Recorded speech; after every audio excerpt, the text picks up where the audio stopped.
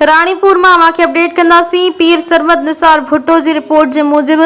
Government boys elementary school ॻोठ मीर खान शाहाणी में उस्तादन की खोट सबब तदरीसी अमल ते सख्त असर, ॿारनि जो मुस्तक़बिल दाव ते लगल शागिर्दनि ऐं शागिर्दियाणियुनि पारां एहतजाज कयो वियो। ख़बर मूजिब गवर्नमेंट बॉयज़ एलिमेंट्री स्कूल ॻोठ मीर खान शाहाणी में हलंदड़ जदीद दौर में भी तालीम जड़े ज़ेवर खां शागिर्दनि के महरूम रखे पे वञे। ॿारनि जो मुस्तक़बिल दाव ते लगल चइनि उस्तादनि की बदली ऐं हिकु उस्ताद के TEO तरफ़ां पंहिंजो फोकल पर्सन मुक़रर करण ख़िलाफ़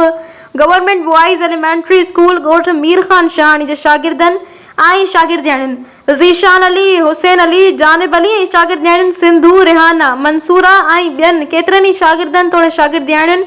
सख़्त एहतजाज रिकॉर्ड कराईंदे चयो त असांजे स्कूल मां हकदम 4 उस्ताद बदली किया विया आहिनि ऐं उन्हनि जी जाइ ते कंहिं बि उस्ताद के असांजे स्कूल में मुक़रर न पियो कयो वञे, जंहिं सबब तदरीसी अमल ते सख़्त असर पइजी रहियो आहे, जंहिं करे स्कूल में शागिर्दनि जी पढ़ाईअ में ॾुखियाई अची थी। असांजे वज़ीर तालीम ऐं वस वारनि खे अपील आहे त गवर्नमेंट बॉयज़ एलिमेंट्री स्कूल ॻोठ मीर खान शाहाणी में उस्तादनि जी खोट खे ख़त्म कयो वञे, जीअं हलंदड़ जदीद दौर में नंढड़ा गुलनि जहिड़ा ॿारड़ा तालीम जहिड़े ज़ेवर खे हासिल करण खां महरूम न रहिजी वञूं।